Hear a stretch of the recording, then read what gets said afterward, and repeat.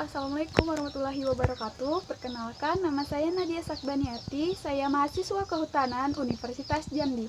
Pada video kali ini, saya akan membahas secara singkat mengenai perbanyakan tanaman secara vegetatif.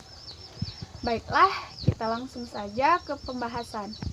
Sebelumnya teman-teman udah pada tahu apa belum sih sebenarnya yang dimaksud dengan perbanyakan tanaman secara vegetatif itu? Jadi, perbanyakan tanaman secara vegetatif biasa disebut sebagai reproduksi aseksual, yang berarti tumbuhan ini melakukan perkembangbiakan tanpa melalui proses perkawinan. Ternyata perkembangbiakan vegetatif ini terbagi menjadi dua jenis loh, yaitu vegetatif alami dan vegetatif buatan. Apa sih yang dimaksud dengan vegetatif alami dan buatan? Vegetatif alami itu sendiri adalah perkembangbiakan makhluk hidup atau tumbuhan tanpa proses perkawinan, yang terjadi tanpa melalui bantuan manusia. Jadi dilakukan oleh tumbuhan itu sendiri. Sedangkan vegetatif buatan adalah perkembangbiakan tumbuhan tanpa proses perkawinan dengan bantuan campur tangan manusia. Tanaman yang biasa diperbanyak dengan cara vegetatif buatan adalah tanaman yang memiliki kambium. Apa aja sih contoh dari tanaman berkambium? Contohnya adalah durian, apel, nangka, rambutan, pohon jati, pohon beringin, dan lain-lain. Sedangkan tanaman yang tidak berkambium atau bijinya berkeping satu, yaitu monokotil, tidak dapat diperbanyak dengan cara vegetatif buatan. Vegetatif alami sendiri ternyata mempunyai 9 jenis atau cara vegetasi loh. Apa saja sih 9 jenis tersebut? Yaitu vegetasi secara spora, akar tinggal, umbi lapis, umbi batang, umbi akar, geragi, tunas, tunas adventif, serta membelah diri. Baiklah, di sini kita akan membahas terlebih dahulu cara vegetasi tanaman menggunakan spora. Sebelum itu, kita harus tahu terlebih dahulu apa itu spora. Spora merupakan inti sel yang berubah fungsi menjadi alat perkembangbiakan. Spora terletak pada kotak spora yang disebut sporanium, yang berkumpul di dalam sorus yang merupakan kumpulan kotak spora. Sorus terletak di tepi bawah daun yang berupa seperti bintik-bintik kecoklatan. Spora akan keluar dan jatuh pada tempat yang cocok. Barulah akhirnya tumbuh tanaman yang baru. Contohnya yaitu tanaman pakis dan lumut. Selanjutnya ada akar tinggal. Akar tinggal merupakan batang yang tumbuh menjalar dalam tanah. Contoh tanamannya adalah jahe dan kunyit. Kemudian ada umbi lapis. Umbi lapis sendiri adalah daun yang berlapis-lapis dan tebal sehingga membentuk seperti batangnya. Pada bagian dasar tumbuh akar serabut. Batang yang tumbuh di bawah tanah menggelembung dan berair, serta memiliki sisik daun yang berfungsi sebagai cadangan makanan. Memiliki tunas samping yang tumbuh di antara daun tunas. Daun tunas samping akan tumbuh menjadi individu baru dan memisahkan diri dari induknya. Contohnya adalah bawang merah dan bawang bombay. Baik, kita lanjut ke umbi batang. Pada bagian umbi batang, batang yang tumbuh di bawah tanah dan ujungnya menggelembung menjadi umbi-umbian. Umbi itu pula yang menjadi cadangan makanan bagi tumbuhan tersebut. Tumbuh sisik dan kuncup membentuk mata tunas pada permukaan umbi batang tersebut. Contohnya umbi jalar dan kentang. Selanjutnya ada umbi akar. Umbi akar adalah akar yang tumbuh dan membesar karena berisi cadangan makanan. Perkembangbiakan jenis tanaman ini melalui tunas yang tumbuh dari bekas batangnya. Sehingga untuk mendapatkan individu baru dari tanaman ini hanya perlu menanam bagian tubuh tumbuhan berupa batang. Contohnya yaitu wortel dan bengkoang. Selanjutnya ada geragih. Geragih atau stolon merupakan batang yang tumbuh mendatar di permukaan tanah. Tumbuhan baru dimulai dengan kuncup yang menyentuh tanah, kemudian membelok ke atas. Contohnya stroberi, suket, teki, dan pegagan. Lalu ada juga tunas. Tunas biasanya muncul pada tanaman yang sudah dewasa, yaitu tua. Tunas biasanya terdiri dari batang, daun muda, calon bunga, atau calon buah. Contohnya seperti pohon pisang dan bambu. Selanjutnya ada tunas adventif. Tunas adventif itu sendiri adalah tunas liar yang tumbuh di luar bagian batang. Biasanya ia tumbuh di tepi daun, atau tunas yang tumbuh di tempat selai batang, bisa dari akar dan juga bisa dari daun. Tunas dari akar bisa berupa sukut. Tunas dari daun bisa berupa cocor bebek. Contoh tanaman tunas adventif itu sendiri adalah sukun dan cocor bebek. Dan yang terakhir ada yang namanya membelah diri. Apa yang dimaksud dari membelah diri? Membelah diri itu adalah di mana satu individu dapat membelah menjadi dua. Lalu 2 atau 4, 8, dan begitu seterusnya. Contohnya ganggang hijau. Oke, selanjutnya kita akan membahas vegetasi buatan. Vegetasi buatan terbagi menjadi 5, yaitu cangkok, stek, okulasi, kopulasi, dan merunduk. Mari kita bahas dulu yang pertama, yaitu vegetasi buatan dengan metode cangkok. Mencangkok itu teknik perbanyakan dengan cara mengupas kulit batang, lalu dibalut dengan tanah agar batang tadi bisa memiliki akar. Ternyata mencangkok juga ada tahapan yang harus kita pahami loh. Apa saja sih tahapan-tahapan dari mencangkok ini? Tahapan-tahapan mencangkok yaitu yang pertama, pengupasan kulit batang dan kambium secara melingkar. Lalu kita siapkan plastik dan masukkan tanah ke dalam plastik.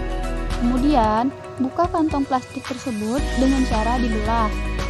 Lalu, cabang yang telah dikupas dimasukkan ke dalam plastik yang berisi tanah. Setelah dimasukkan, ikat dengan kencang hasil cangkokan tersebut. Ini dia kalau dilihat secara ringkas dari proses atau langkah-langkah dalam pencangkokan. Perlu diingat bahwa tidak semua tumbuhan bisa dicangkok. Hanya tumbuhan yang memiliki pembuluh kayu dan memiliki lapisan.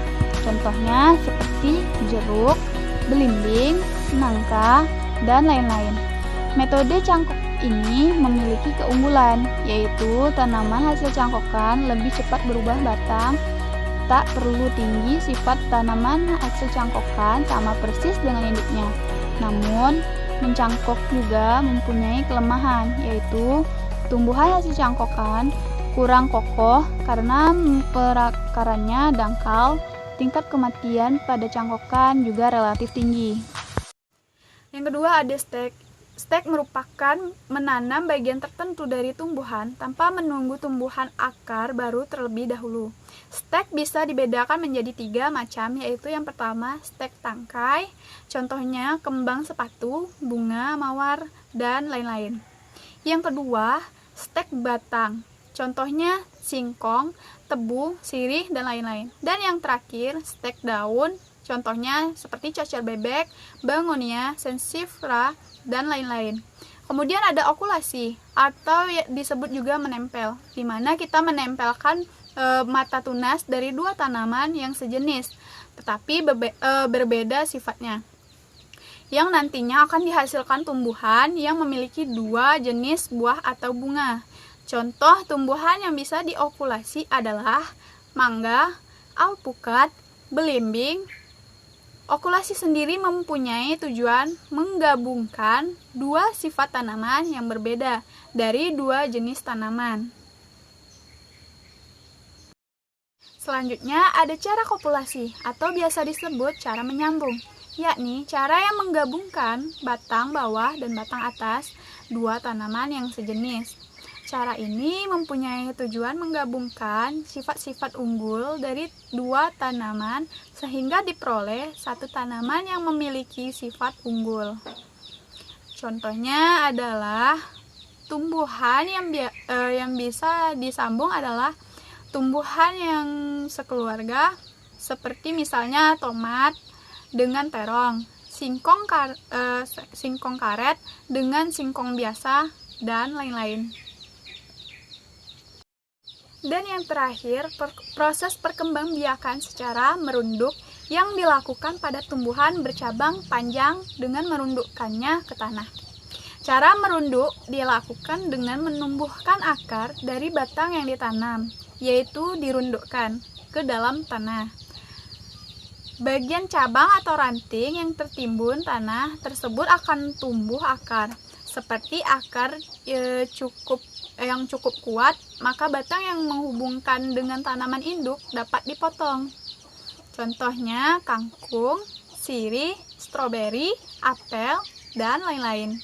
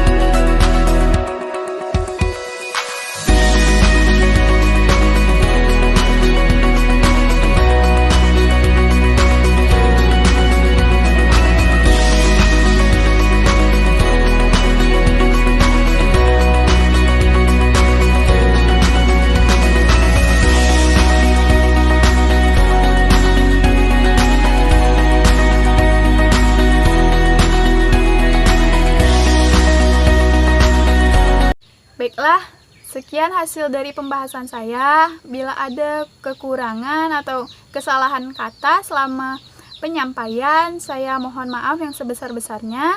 Saya Nadia Sakdaniarti, mohon pamit undur diri. Wassalamualaikum warahmatullahi wabarakatuh.